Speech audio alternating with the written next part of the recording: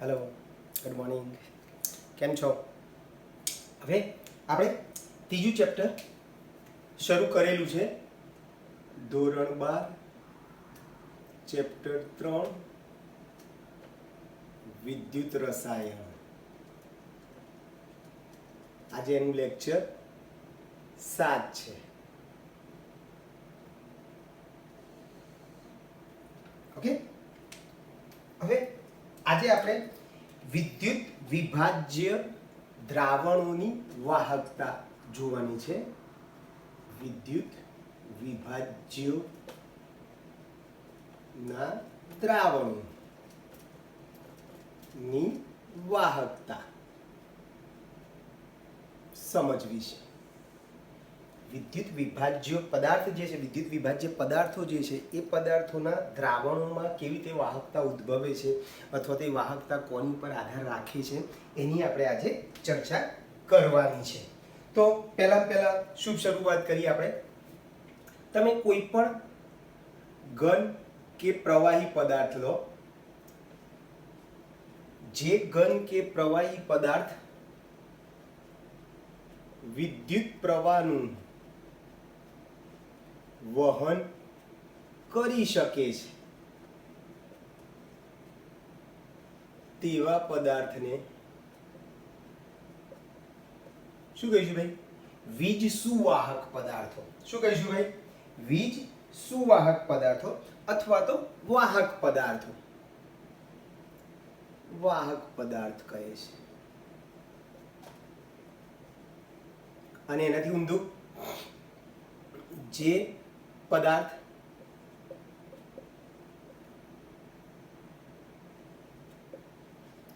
વિદ્યુત પ્રવાહનું વહન કરી શકતો નથી, વિદ્યુત પ્રવાહ વહન કરી શકતા નથી તેવા પદાર્થોને શું કહીશું ભાઈ? અવાહક પદાર્થો કહે છે.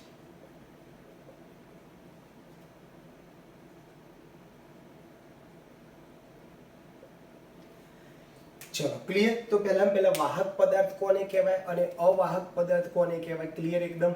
ફરીથી છેલ્લી વાર, ઘન કે પ્રવાહી પદાર્થો કે જે વિદ્યુત પ્રવાહનું વહન કરી શકે છે એને આપણે વીજવાહક પદાર્થ અથવા તો વાહક પદાર્થ કહીશું. અને જે પદાર્થ વિદ્યુત પ્રવાહનું વહન કરી શકતા નથી એને શું કહીશું ભાઈ? અવાહક પદાર્થ. હવે ધાતુમાં વાત કરીએ તો ધાતુમાં વિદ્યુતનું વહન જે છે એ બાહ્ય કક્ષામાં રહેલા સ્થાનાંતરિત ઇલેક્ટ્રોનને કારણે હોય છે. ધાતુમાં વિદ્યુતનું વહન કોને લીધે હોય છે ભાઈ? વિદ્યુતનું વહન બાહ્ય કક્ષામાં રહેલા સ્થાનાંતરિત ઇલેક્ટ્રોનને લીધે હોય છે, જેને આપણે ઇલેક્ટ્રોનીય વાહકતા અથવા ધાત્વીય વાહકતા કહીશું. જેને ધાત્વીય વાહકતા અથવા ઇલેક્ટ્રોનીય વાહકતા કહે છે. હમણાં આપણે ડિટેલમાં ભણીએ છીએ ઇલેક્ટ્રોનીય વાહકતા વિશે. તો ધાતુમાં વિદ્યુતનું વહન બાહ્ય કક્ષામાં રહેલા મુક્ત ઇલેક્ટ્રોન અથવા સ્થાનાંતરિત ઇલેક્ટ્રોનને કારણે હોય છે. જ્યારે દ્રાવણમાં વિદ્યુતનું વહન આયનોની હેરફેર અથવા આયનોના સ્થાનાંતરને કારણે હોય છે. બરાબર છે? કોને કારણે હોય ભાઈ?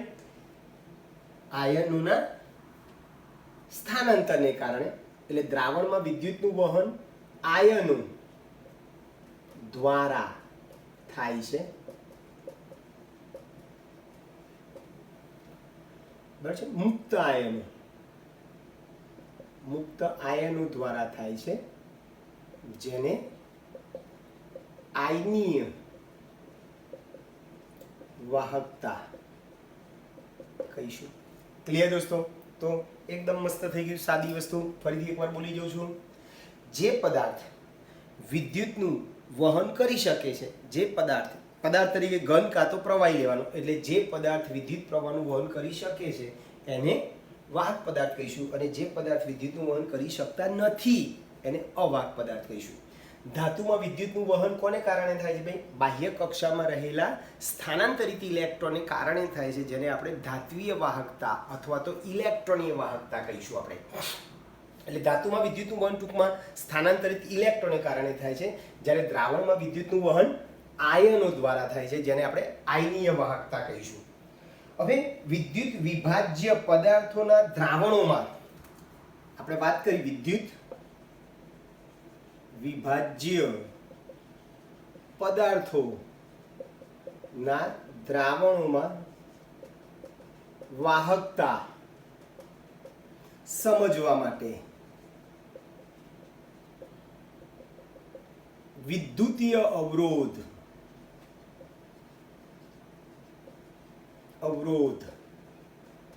સમજવો જરૂરી છે, જે આપણે ભણીએ છીએ. આપણે આજે વિદ્યુત વિભાજ્ય પદાર્થના દ્રાવણમાં કેવી રીતે વિદ્યુતનું વહન થાય છે, એની વાહકતા કેવી રીતે વધે ઘટે એની ચર્ચા કરવાની છે. તો વિદ્યુત વિભાજ્ય પદાર્થોના દ્રાવણોમાં વાહકતા સમજવા માટે આપણે કોનો ઉપયોગ કરીશું ભાઈ? વિદ્યુતીય અવરોધનો ઉપયોગ કરીશું. એ વિદ્યુતીય અવરોધને આધારે આપણે વાહકતા સમજી શકીશું. ક્લિયર દોસ્તો? તો આ નાના 4-5 ટૂંકા પ્રશ્નો થઈ ગયા. હવે આપણે વિદ્યુતીય અવરોધ સમજીએ.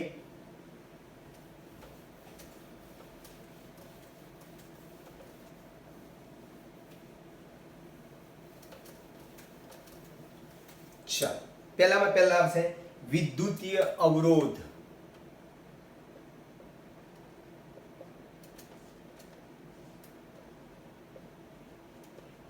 વિદ્યુતીય અવરોધ જેની સંજ્ઞા છે કેપિટલ આર.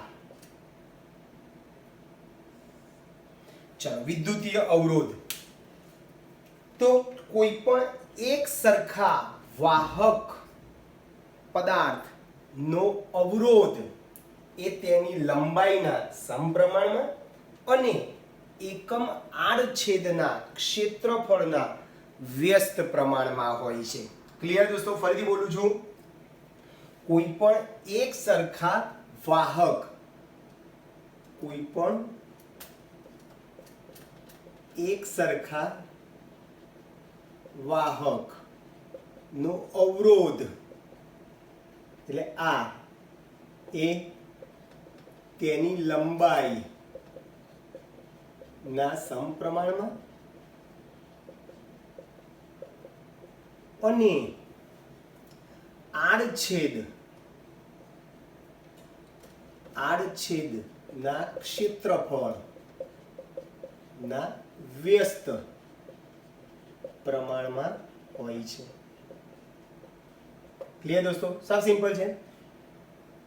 કોઈ પણ એક સરખા વાહક નો અવરોધ, વાહક પદાર્થનો, વાહક તારનો અવરોધ R અર્થાત R એ તેની લંબાઈના સમપ્રમાણમાં અને આડછેદના ક્ષેત્રફળના વ્યસ્ત પ્રમાણમાં હોય છે. એટલે આમ લખી શકો ભાઈ, R ચલે છે L/A. ચલો, આ ચલે છે એની જગ્યાએ આપણે અચળાંક લખીએ. R બરાબર ρ L/A, જ્યાં આ ρ કહેવાય, ρ સપ્રમાણતા અચળાંક અથવા એને પ્રતિરોધકતા પણ કહેવાય અથવા અવરોધકતા પણ કહેવાય. બરાબર છે? અથવા વિશિષ્ટ અવરોધ પણ કહેવું હોય તો કહી શકીએ. વિશિષ્ટ અવરોધ પણ કહી શકો તમે. ચાલો, ક્લિયર? બરોબર છે ભાઈ? R નો એકમ ઓમ છે. બરાબર છે? ઓમ એની સંજ્ઞા છે. આમ તમે લખી શકો ભાઈ, ઓમ. ચલો, એને આપણે માપવું હોય તો વિસ્ટન બ્રિજ નામના સાધનથી માપી શકો અવરોધ. વિસ્ટન બ્રિજ નામના સાધન વડે માપી શકાય. ક્લિયર દોસ્તો? તો અવરોધ વિશે, વિદ્યુતીય અવરોધ વિશે તમે આટલું લખી શકશો ભાઈ. તો ફરીથી બોલું છું, આખો અવરોધ વિશે વાત કરીએ, વિદ્યુતીય અવરોધ, તો કોઈ પણ એક સરખા વાહકનો અવરોધ R એ તેની લંબાઈના સમપ્રમાણમાં અને આડછેદના ક્ષેત્રફળના વ્યસ્ત પ્રમાણમાં હોય છે.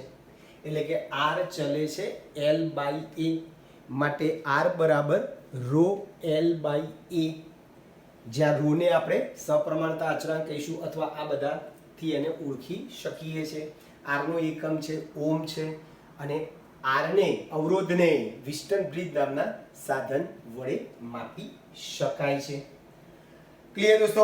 ચલો બીજી વસ્તુ આવે છે, આજે અવરોધકતા, પ્રતિરોધકતા અથવા વિશિષ્ટ અવરોધ શું છે એની આપણે ચર્ચા કરીએ.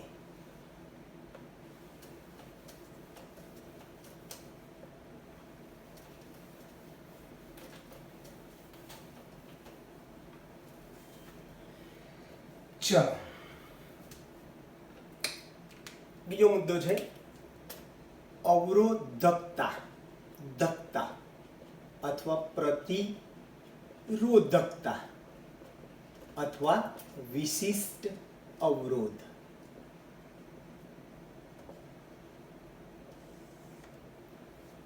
બરાબર છે? ત્રણ વસ્તુ એકને એક જ છે. આની સંજ્ઞા શું કીધી ભાઈ આપણે? રો. ચલો શરૂઆત કરીએ.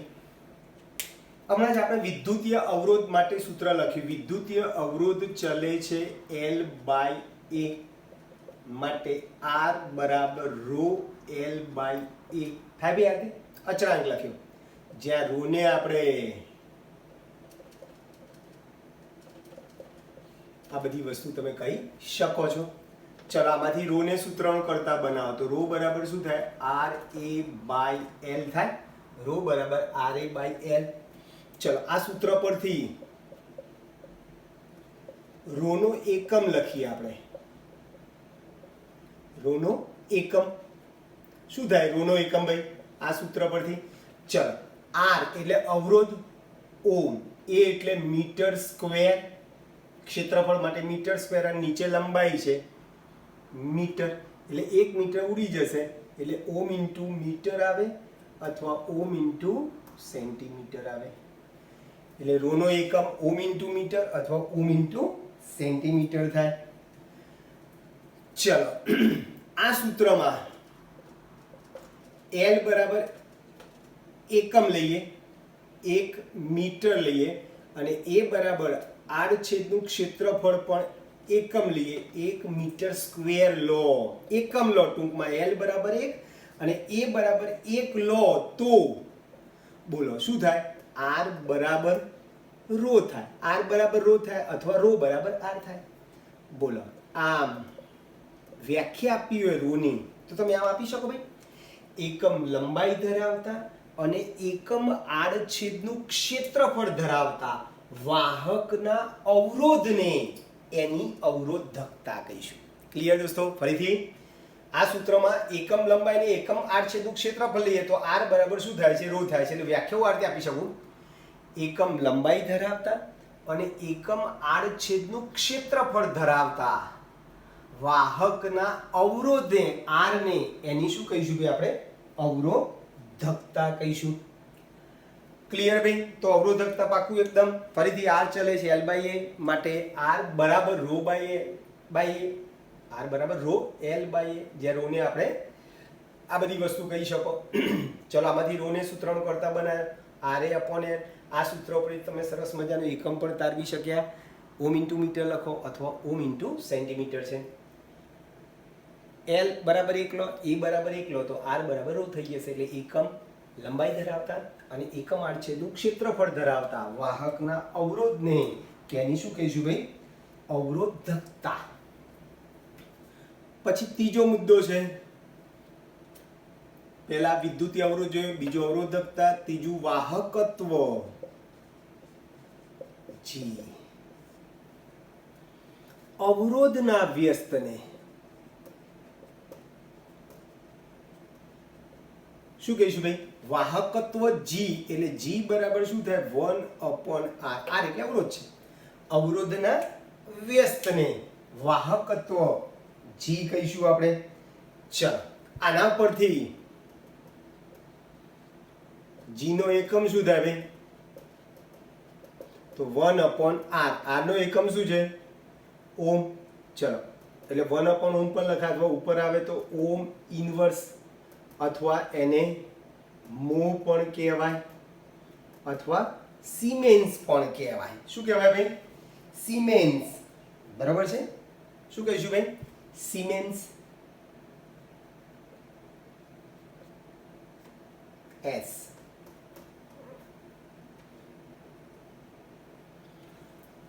તો વાહકત્વ પણ એકદમ સિમ્પલ થઈ ગયું. અવરોધના વ્યસ્તને આપણે શું કહીશું ભાઈ? વાહકત્વ. વાહકતાની વાહકત્વ કહીશું. એટલે વાહકત્વ જી બરાબર 1/r થાય, અને એની ઉપરથી તમે એકમ તારવી શકો. ઓમ ઇન્વર્સ કહી શકો, મો કહી શકો, અથવા સિમેન્સ કહી શકો. પછી ચોથું આવે છે કોષ અચળાંક.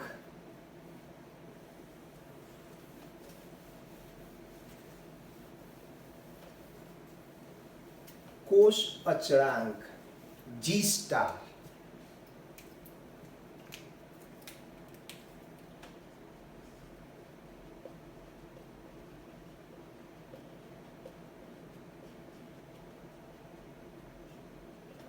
જી સ્ટાર.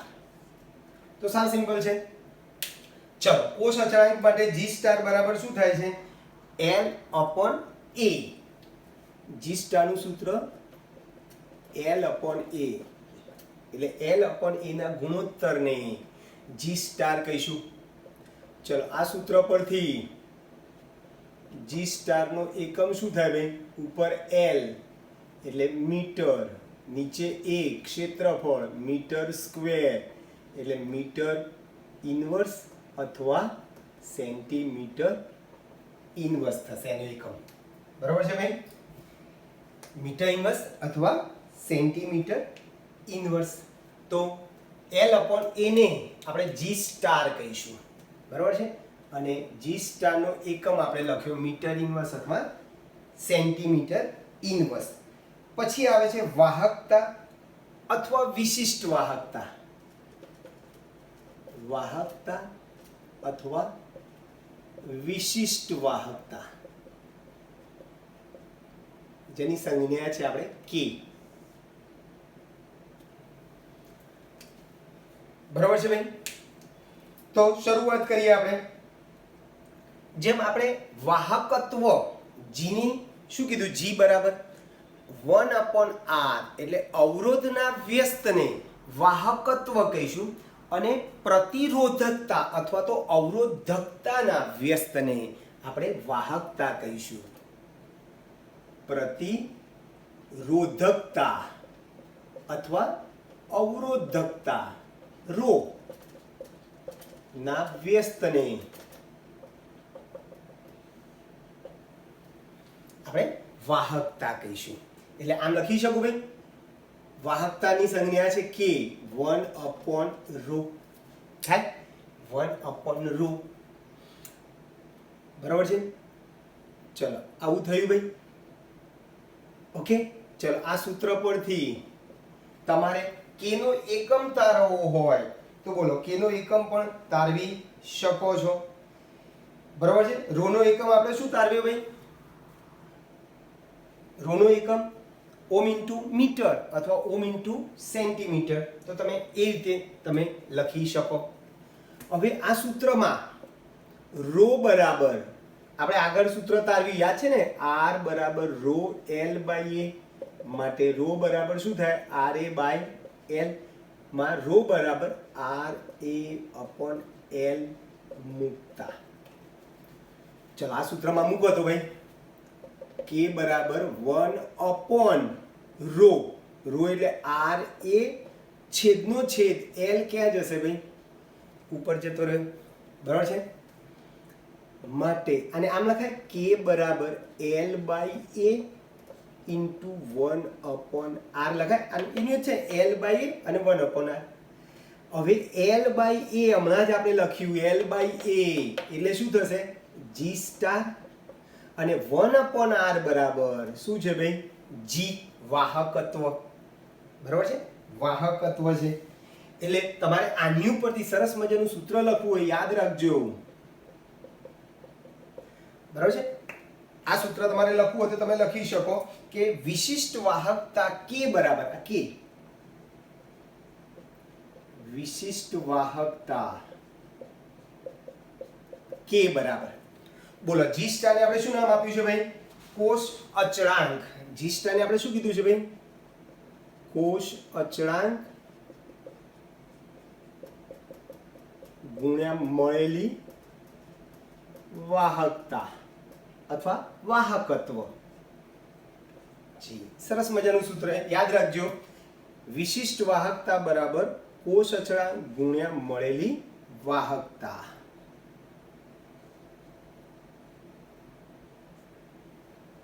તો સુંદર મજાનું સૂત્ર થઈ ગયું તમારું, યાદ રહેશે ભાઈ.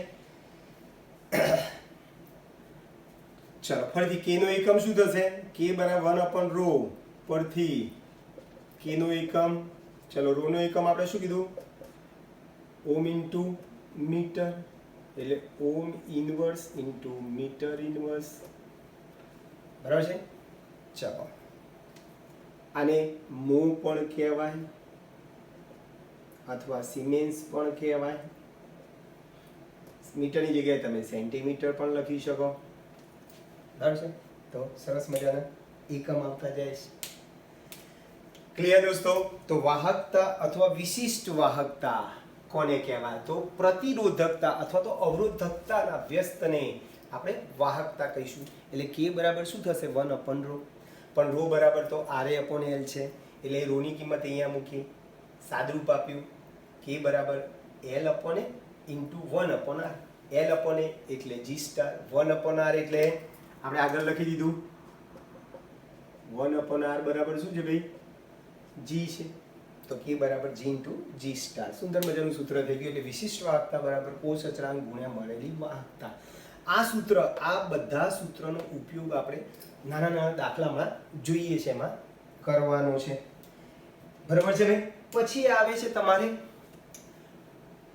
મોલર વાહકતા અને તુલ્ય વાહકતા.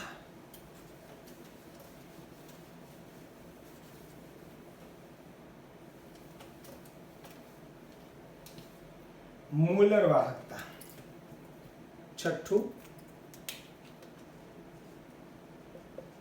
મોલર વાહકતા અને તુલ્ય વાહકતા.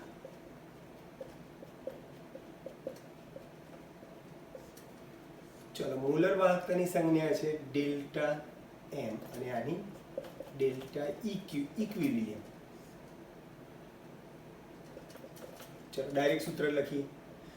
ચલો, મોલર વાહકતાનું સૂત્ર સા સિમ્પલ છે. 1000 કપ્પા, કપ્પા એટલે કે વાહકતા છેદમાં મોલારિટી. અને એ જ રીતે અહીંયા મારે સૂત્ર લખવું હોય તો 1000 કપ્પા છેદમાં દ્રાવણની સાંદ્રતા નોર્માલિટીમાં. અહીંયા મોલારિટીમાં સાંદ્રતા લખીશું, અહીંયા નોર્માલિટીમાં સાંદ્રતા લખીશું. હવે આનો એકમ શું થશે? તો આનો એકમ ohm inverse centi square mole inverse થાય. યાદ રહેશે કેવી રીતે તારવવાનું છે? અત્યારે આપણે ટેમ્પરરી યાદ રાખવાનું છે. Ohm inverse centimetre square mole inverse. Clear? હવે તમને આગળ બી ખબર છે, તમને આ ઓમ ઇનવર્સ ની જગ્યાએ તમે મો પણ લખી શકો.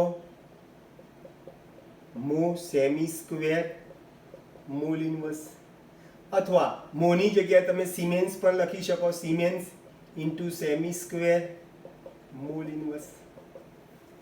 ચલો, આનો એકમ તમારે લખવો તો ઉપરની જેમ જ, ખાલી આ મોલની જગ્યાએ ગ્રામ તુલ્ય તમે લખી શકો. એટલે ઓમ ઇનવર્સ સેમી સ્ક્વેર ગ્રામ તુલ્ય ઇનવર્સ. અથવા મો, સેમી સ્ક્વેર, ગ્રામ તુલ્યનસ અથવા સિમેન્સ, સેમી સ્ક્વેર, ગ્રામ તુલ્ય ઇન્વર્સ કરી શકો છો. તો આપણે વિદ્યુત વિભાજ્ય પદાર્થોના દ્રાવણમાં વિદ્યુતીય વાહકતા સમજવા માટે આ બધા મુદ્દા મેં તમને 7 મુદ્દા શીખવાડ્યા. 7 મુદ્દાની મેં નાની નાની વ્યાખ્યા આપી, એના સૂત્ર લખ્યા, એ સૂત્ર ઉપરથી એના એકમો આપણે તારવ્યા. આ બધા સૂત્રનો ઉપયોગ આપણે કરવાનો છે. ક્લિયર? 8મો મુદ્દો,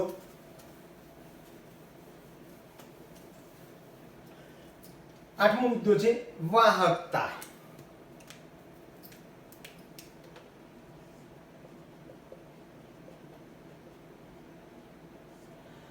વાહકતા મેં હમણાં તમને કીધું, વાહકતા આપણે 2 પ્રકારની જોવાની છે. ઇલેક્ટ્રોનીય વાહકતા, જેને આપણે ધાત્વીય વાહકતા પણ કહીશું, અને બીજી જે છે આયનીય વાહકતા. ક્લિયર? તો શરૂઆત કરીએ વાહકતા. વાહકતા જે છે એ પદાર્થના સ્વભાવ ઉપર, બરાબર છે, પ્રકૃતિ ઉપર આધાર રાખે છે. વાહકતા એક તો પદાર્થના સ્વભાવ, પ્રકૃતિ પર, તાપમાન પર અને દબાણ પર આધાર રાખે છે.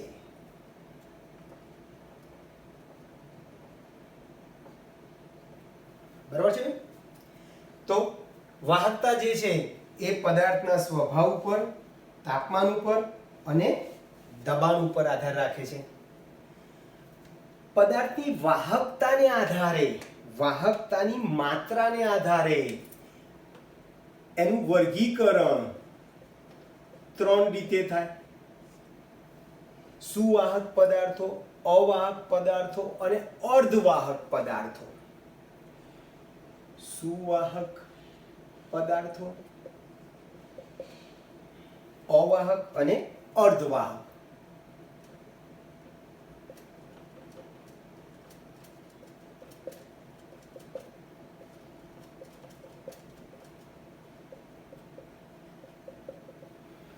ચલો, તમને બધાને ખબર છે ધાતુ અને મિશ્ર ધાતુઓની વાહકતાની માત્રાનું પ્રમાણ ખૂબ જ વધારે હોય છે, જેને આપણે સુવાહક પદાર્થો કહીશું.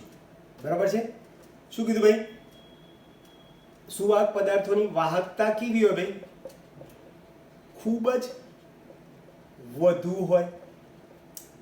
બરાબર છે? દાખલા તરીકે ધાતુ અને મિશ્ર ધાતુઓ.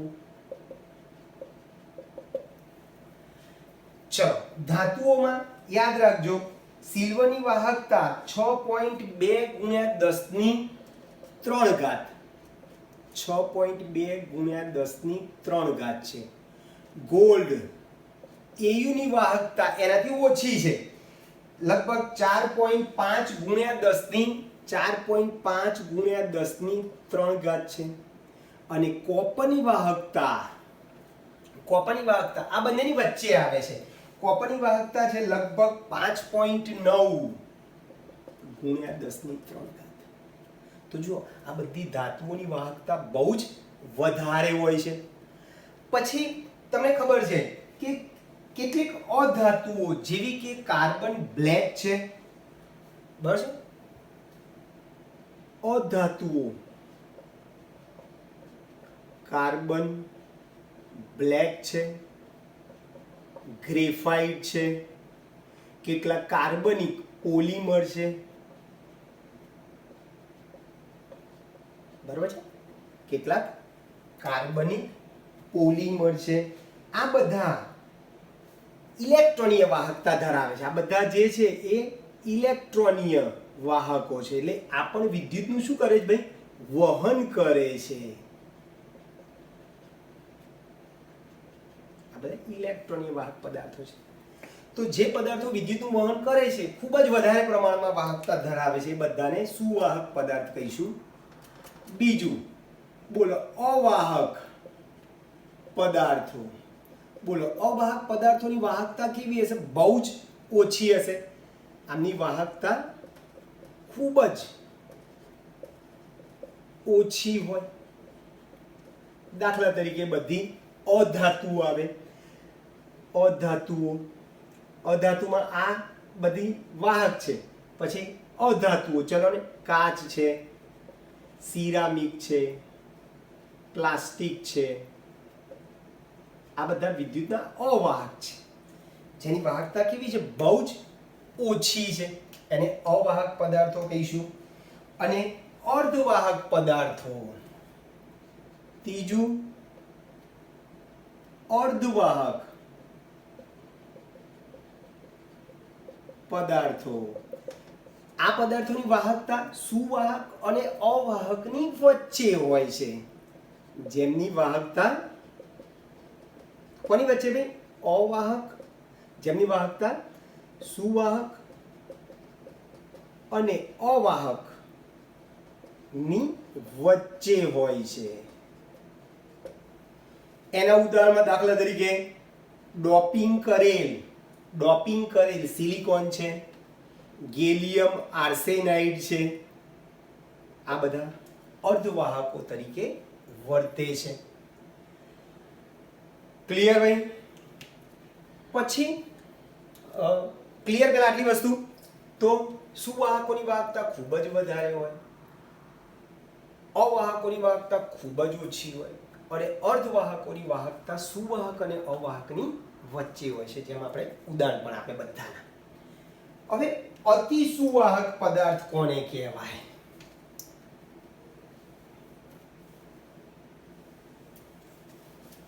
અતિ સુવાહક.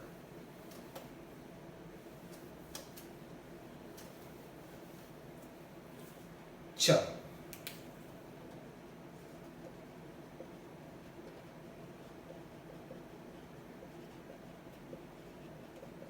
અતિ સુવાહક પદાર્થો તો કે ભાઈ જેની અવરોધકતા શૂન્ય હોય. આપણી જોડે આવું સૂત્ર છે, ખબર છે? K બરાબર 1/ρ છે. વાહકતા બરાબર 1/ρ. અવરોધકતા માં ρ બરાબર 0 લો તો K બરાબર શું થાય? અનંત થાય. એટલે જે પદાર્થની અવરોધકતા શૂન્ય હોય એની વાહકતા ખૂબ જ વધારે હોય છે, જેને અતિસુવાહક કહેવાય. એટલે એની વાહકતા ખૂબ જ વધુ હોય છે, અનંત કહેવાય. બરાબર છે? એટલે અતિસુવાહક પદાર્થોની અવરોધકતાનું મૂલ્ય શૂન્ય હોય છે, એની વાહકતાનું મૂલ્ય અનંત હોય છે. એટલે આવા પદાર્થોને અતિ સુવાહક કહીશું. હવે એના ઉદાહરણમાં આપણે નીચા તાપમાને, દાખલા તરીકે નીચા તાપમાને, કેટલું નીચું તાપમાન ભાઈ? તો કે ભાઈ લગભગ 0 થી 15 કેલ્વિન. 0 થી 15 કેલ્વિન તાપમાને બધી ધાતુઓ અને મિશ્ર ધાતુઓ જે છે એ અતિ સુવાહક ની જેમ વર્તે છે. બરાબર છે ભાઈ? અને કેટલાક સિરામિક પદાર્થો અને મિક્સ ઓક્સાઇડો, સિરામિક પદાર્થો અને મિક્સ ઓક્સાઇડો,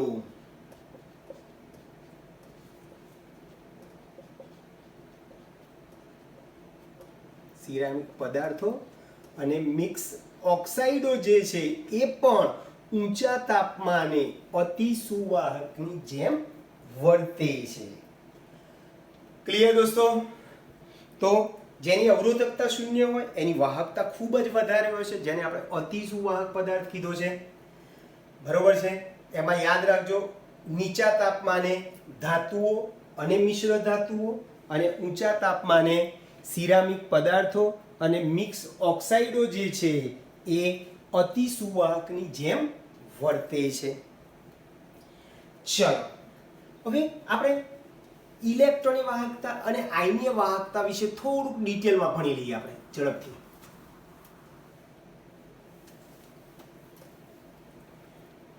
દસમો મુદ્દો, ઇલેક્ટ્રોનીય વાહકતા.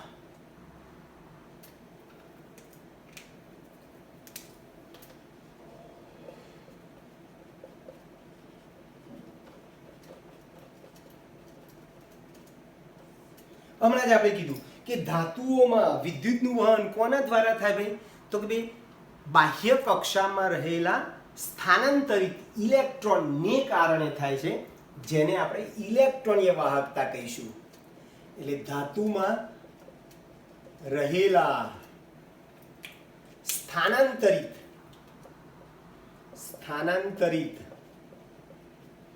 ઇલેક્ટ્રોન ને લીધે આ પ્રકારની વાહકતા ઉત્પન્ન થાય છે.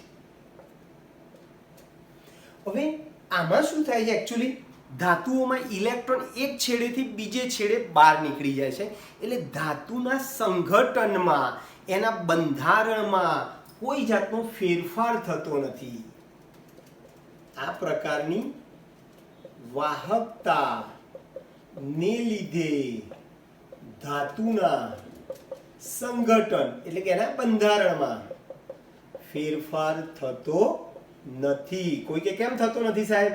તો હમણાં જ કીધું કે ભાઈ જ્યારે ધાત્વીય વાહકતા અથવા તો ઇલેક્ટ્રોનની વાહકતા જ્યારે ઉદ્ભવે છે ત્યારે એકચ્યુઅલી ઇલેક્ટ્રોન ધાતુના એક છેડામાંથી પસાર થઈ અને ધાતુના બીજા છેડેથી શું થઈ જાય છે? ઇલેક્ટ્રોન બહાર નીકળે. ઇલેક્ટ્રોનનું ખાલી સ્થાનાંતર થાય છે. ધાતુના બંધારણમાં કોઈ ફેરફાર થતો નથી. હવે આ જે ઇલેક્ટ્રોનની વાહકતા જે છે એ નીચેના પરિબળો ઉપર આધાર રાખે છે.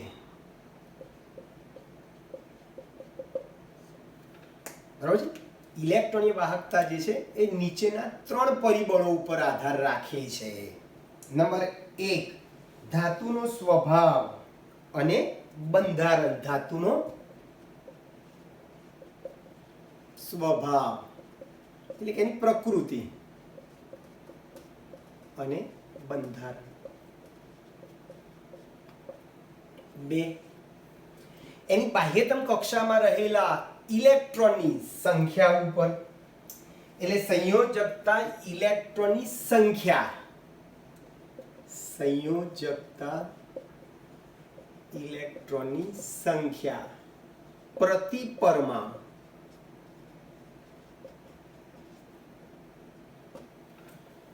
બરોબર છે ભાઈ? ટૂંકમાં જેમ સંયોજકતા ઇલેક્ટ્રોનની સંખ્યા વધારે હશે એમ વાહકતા વધારે હોય. ઇલેક્ટ્રોનની વાહકતા વધારે હોય. અને તાપમાન પર યાદ રાખજો, જેમ તાપમાન વધે તેમ ઇલેક્ટ્રોનીય વાહકતા ઘટે. તાપમાન વધે તેમ ઇલેક્ટ્રોનીય અથવા ધાત્વીય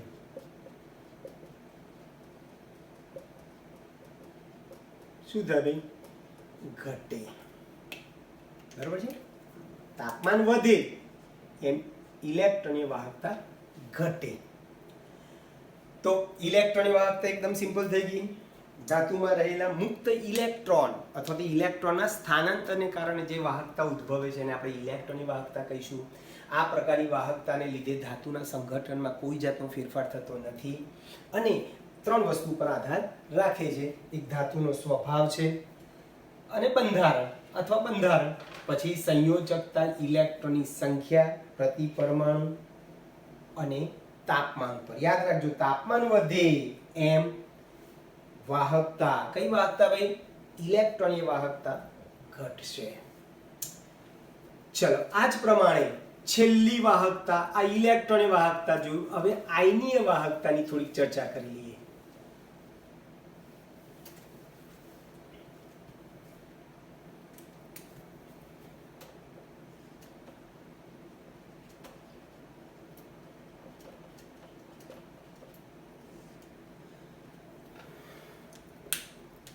તમને બધાને ખબર છે કે ભાઈ શુદ્ધ પાણી આપણે 11મા ધોરણમાં ભણી ગયા. બોલો, શુદ્ધ પાણીમાં તમને ખબર છે આ રીતે આપણે સ્વ આયનીકરણ થતું હતું પાણીમાં. H+ + OH-. બોલો, આને હાઇડ્રોજન આયન કહીએ છીએ, આને હાઇડ્રોક્સિલ આયન કહીશું. આની સાંદ્રતા 10⁻⁷ હતી. ખબર છે બધાને? 10⁻⁷. તો શુદ્ધ પાણીમાં કોણ છે? H+ એટલે હાઇડ્રોજન આયન અને OH- એટલે હાઇડ્રોક્સિલ આયન છે. આ બંનેની વાહકતા બંનેની સાંદ્રતાનું મૂલ્ય કેવું છે? બહુ જ ઓછું છે, બરાબર છે, બહુ જ ઓછું છે, બરાબર છે. આથી શુદ્ધ પાણીની વાહકતા ખૂબ જ ઓછી હોય છે, લગભગ 3.5 ગુણ્યા 10⁻5 સાયમન સેમી ઇનવર્સ જેટલી હોય છે, બરાબર છે. કેટલી કીધી ભાઈ? 3.5 ગુણ્યા 10⁻5 semi into Simon into semi inverse અથવા મીટર ઇનવર્સ. ચાલો મીટર ઇનવર્સ રાખીએ આપણે. તો આ 10⁻5 કેવી છે? વાહકતા બહુ જ ઓછી છે. જેમ ધાતુઓની વાહકતા આપણે આગળ લખી, કોપરની વાહકતા, ગોલ્ડની વાહકતા, સિલ્વરની વાહકતા, એ બધી 10⁻3 માંથી +3 છે. આ 10⁻5 છે. એટલે શુદ્ધ પાણી જે છે એ વિદ્યુતનું કેવું કહેવાય? અતિ અલ્પવાહક, અતિ અલ્પવાહક, બરાબર છે. હવે એ જે શુદ્ધ પાણી જે છે એ વિદ્યુતનું કેવું છે? અતિ અલ્પવાહક છે. એમાંથી વિદ્યુત પ્રવાહ પસાર થઈ શકતો નથી. પણ જો શુદ્ધ પાણીમાં યોગ્ય વિદ્યુત વિભાજ્ય પદાર્થ ને ઓગાળો તો શું થશે ભાઈ? શુદ્ધ પાણીમાં યોગ્ય વિદ્યુત વિભાજ્ય પદાર્થને તમે ઓગાળશો તો શું થશે? એમાં જે વિદ્યુત વિભાજ્ય પદાર્થ નાખો છો એમાંથી આયનો છૂટા પડી જશે અને પરિણામે વિદ્યુત વિભાજ્યનું દ્રાવણ એ વિદ્યુતનું શું કરશે ભાઈ? વહન કરશે. એટલે દ્રાવણમાં વિદ્યુતનું વહન કોના દ્વારા થાય છે ભાઈ? આયનો દ્વારા. જે આયનો મુક્ત થયા એ મુક્ત આયનો દ્વારા થાય છે. એટલે શુદ્ધ પાણીમાં વિદ્યુત વિભાજ્ય પદાર્થને ઓગાળતા તેમાં આયનો મુક્ત થાય છે. આમ દ્રાવણમાં વિદ્યુતનું વહન મુક્ત આયનો ને લીધે હોય છે, જેને આપણે શું કહીશું ભાઈ? આયનીય વાહકતા કહીશું. ક્લિયર? પાક્કું ભાઈ પિક્ચર? શુદ્ધ પાણી લો તો એ શુદ્ધ પાણીમાં H+ અને OH- ની સાંદ્રતા બહુ ઓછી હોય છે, એટલે એની વાહકતા પણ બહુ જ ઓછી હોય છે. શુદ્ધ પાણીની વાહકતા પણ આપણે કીધી 3.5 ગુણ્યા 10⁻5 સિમેન્સ ઇન્ટુ મીટર ઇનવર્સ હોય છે. બહુ જ ઓછી હોય છે શુદ્ધ પાણીની વાહકતા. પણ એ શુદ્ધ પાણીમાં તમે યોગ્ય વિદ્યુત વિભાજ્ય પદાર્થ ઉમેરો તો એ વિદ્યુત વિભાજ્ય પદાર્થનું દ્રાવણમાં, પાણીમાં આયનીકરણ થાય છે. એમાંથી આયનો છૂટા પડી જાય છે અને પરિણામે એ વિદ્યુતના વાહક બની જાય છે દ્રાવણો, બરાબર છે. એટલે ટૂંકમાં આયનો દ્વારા જે વિદ્યુતનું વહન થાય છે એને આપણે આયનીય વાહકતા કહીશું, બરાબર છે. આ આયનીય વાહકતા ઉપર અસર કરતા પરિબળો, જેમ આપણે ઇલેક્ટ્રોનની વાહકતા ઉપર અસર કરતા પરિબળોની ચર્ચા કરી એ જ પ્રમાણે આની આપણે વાત કરવાની છે, પરિબળોની. ચલો, એમાં પહેલું પરિબળ છે ભાઈ ઉમેરેલા વિદ્યુત વિભાજ્ય નો સ્વભાવ. ઉમેરેલા વિદ્યુત વિભાજ્ય નો સ્વભાવ અથવા પ્રકૃતિ ઉપર. તમે જે વિદ્યુત વિભાજ્ય પદાર્થ લીધો છે એ કેવો લીધેલો છે? એ જે છે એ નિર્બળ વિદ્યુત વિભાજ્ય છે કે પ્રબળ વિદ્યુત વિભાજ્ય છે એની ઉપર આધાર રાખે છે આયનીય વાહકતા. યાદ રાખજો, આ પ્રકૃતિ જે મેં લખી ને એ એકચ્યુઅલી પ્રબળ વિદ્યુત વિભાજ્ય પદાર્થ તમે લેશો ને તો એમાં આયનીકરણ વધારે થાય, વધારે આયન ઉત્પન્ન થાય, આયનીય વાહકતા વધે. પણ જો તમે નિર્બળ વિદ્યુત વિભાજ્ય પદાર્થ તમે લેશો તો નિર્બળ વિદ્યુત વિભાજ્યમાં આયનીકરણ ઓછું થાય, આયનો ઓછા ઉત્પન્ન થાય, આયનીય વાહકતા ઓછી હોય. તો ક્લિયર દોસ્તો? એટલે પહેલા ઉમેરેલા વિદ્યુત વિભાજ્ય નો સ્વભાવ અથવા પ્રકૃતિ ઉપર આધાર રાખે છે. પછી નિપજેલા આયનોના કદ અને જલ યોજન અથવા દ્રાવક યોજન, જલ યોજન અથવા દ્રાવક યોજન, સોલ્વેશન જેને કહેવાય.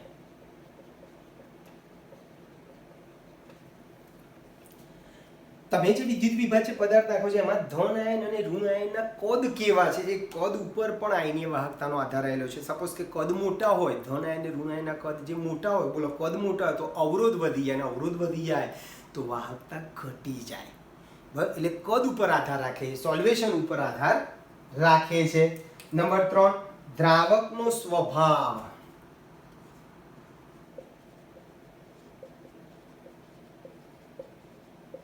અને સ્નિગ્ધતા. દ્રાવકનો સ્વભાવ, તમે કયો દ્રાવક લો છો એની ઉપર પણ આધાર રાખે છે. સપોઝ કે આપણે વાત કરી હતી એ પ્રમાણે કે ભાઈ તમે મીઠાને પાણીમાં નાખો તો એનું સરળતાથી આયનીકરણ થઈ જશે, પણ એ જ મીઠાને તમે જો બેન્ઝીનમાં નાખશો તો એનું આયનીકરણ નહીં થાય. બરાબર છે, આયનો ઉત્પન્ન નહીં થાય. એટલે તમે કયા પ્રકારનો દ્રાવક લો છો, દ્રાવક કયો લો છો એ પ્રમાણે. દ્રાવક તમે પાણી લેશો, મીઠું ને પાણી લેશો તો એમાં આયનો છૂટા પડશે, તો આયનીકરણ થશે, એમાં આયનો બનશે, આયનીય વાહકતા દર્શાવશે. એટલે મીઠામાં પાણી નાખશો તો વાહકતા દર્શાવશે, પણ મીઠાને બેન્ઝીનમાં નાખશો, જે દ્રાવણ બનાવશો એ વાહકતા દર્શાવશે નહીં. સ્નિગ્ધતા, જાડાપણું, બરાબર છે, એના ઉપર પણ આયનીય વાહકતા આધાર રાખે છે. પછી વિદ્યુત વિભાજ્યની સાંદ્રતા.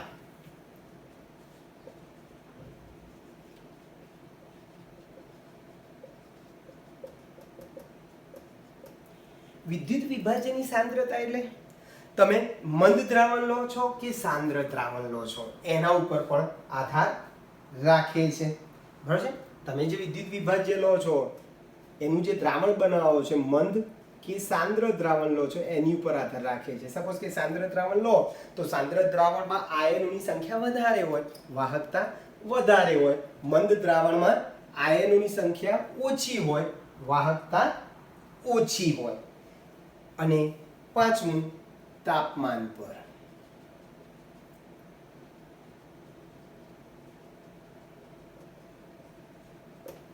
આધાર રાખે છે. યાદ છે આપણે આયનીય વાહકતા, ઇલેક્ટ્રોનની વાહકતામાં શું કીધેલું? તાપમાન વધે એમ ઇલેક્ટ્રોનીય વાહકતા ઘટે, પણ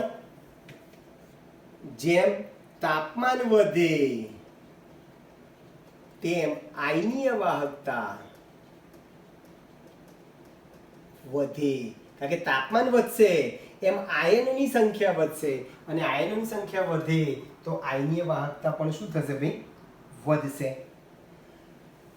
ક્લિયર? ઓકે. અને બીજું એક વાક્ય આપણે પેલા સાથે સેટિંગ કરીએ કે ભાઈ ધાત્વિય વાહકતા જે છે, ઇલેક્ટ્રોનીય વાહકતા જે છે અથવા ધાત્વિય વાહકતા જે છે એમાં કરંટ પસાર કરશો, ઇલેક્ટ્રોન પસાર કરશો તો એના બંધારણમાં, એના સંઘટનમાં કોઈ ફેરફાર નહીં થાય, પણ આયનીય વાહકતામાં સંઘટન બદલાશે. બરાબર છે, એટલે આયનીય દ્રાવણમાંથી તમે દાખલા તરીકે સીધો ડીસી ડાયરેક્ટ કરંટ, આયનીય દ્રાવણમાંથી તમે ડાયરેક્ટ ડીસી પ્રવાહ પસાર કરશો તો એ આયનીય દ્રાવણમાં રહેલા જે વિદ્યુત વિભાજ્ય પદાર્થો જે છે, બરાબર છે, એમાં વિદ્યુત રાસાયણિક પ્રક્રિયા થવાને કારણે એનું સંઘટન શું થાય છે ભાઈ? બદલાય છે. એટલે આયનીય વાહકતા ને લીધે પદાર્થનું સંઘટન બદલાય છે, ફેરફાર થાય છે, અથવા તો સંઘટન તરફ દોરી જાય છે. ચોપડી શબ્દ એવો કહે છે સંઘટન તરફ દોરી જાય છે, એટલે સંઘટનમાં શું થાય ભાઈ? ફેરફાર થાય છે. ક્લિયર દોસ્તો? તો આયનીય વાહકતા પાકું ભાઈ, આયનોને કારણે આયનીય વાહકતા ઉદ્ભવે, દ્રાવણમાં મુક્ત આયનોને કારણે વિદ્યુતનું વહન થાય છે, જેને આપણે આયનીય વાહકતા કીધું. શુદ્ધ પાણીની વાત કરીએ તો શુદ્ધ પાણી ઉષ્મા વિદ્યુતનું અવાહક છે, અથવા તો અતિ શુદ્ધ વાહક છે. એની વાહકતા કેટલી છે? શુદ્ધ પાણીની વાહકતા 3.5 × 10⁻⁵ સિમેન્સ × મીટર ઇન્વર્સ છે. પણ હવે એ શુદ્ધ પાણીમાં તમે યોગ્ય વિદ્યુત વિભાજ્ય પદાર્થ નાખશો તો એ દ્રાવણ વિદ્યુતનું શું કરશે ભાઈ વહન કરશે, કારણ કે એમાં આયનો શું થઈ ગયા મુક્ત થઈ ગયા છે, જેને આપણે આયનીય વાહકતા કહીશું. આયનીય વાહકતા ઉપર અસર કરતા પરિબળો આપણે લખ્યા. એક ઉમેરેલા વિદ્યુત વિભાજનનો સ્વભાવ, નીપજેલા આયનોના કદ અને દ્રાવક યોજન, દ્રાવકનો સ્વભાવ અને સ્નિગ્ધતા, વિદ્યુત વિભાજનની સાંદ્રતા અને તાપમાન ઉપર આધાર રાખે છે. યાદ રાખજો, તાપમાન વધે એમ ઇલેક્ટ્રોનીય વાહકતા ઘટે, પણ તાપમાન વધે એમ આયનીય વાહકતા શું થાય ભાઈ વધે છે. ઓકે દોસ્તો, તો અહીંયા સુધી રાખીએ છીએ. આપણે 11 ટોપિક ભણ્યા આજે. હવે આપણે જે અવરોધકતા, વાહકતા, વિશિષ્ટ અવરોધ, બરોબર છે, કોષ અચળાંક, વાહકત્વ, મૂલર વાહકતા, તુલ્ય વાહકતા રિલેટેડ જે આપણે બધા સૂત્રો લખ્યા, એ સૂત્રો આધારિત આપણે નાના નાના દાખલા આવતા લેક્ચરમાં ભણીશું. ઓકે દોસ્તો, બાય.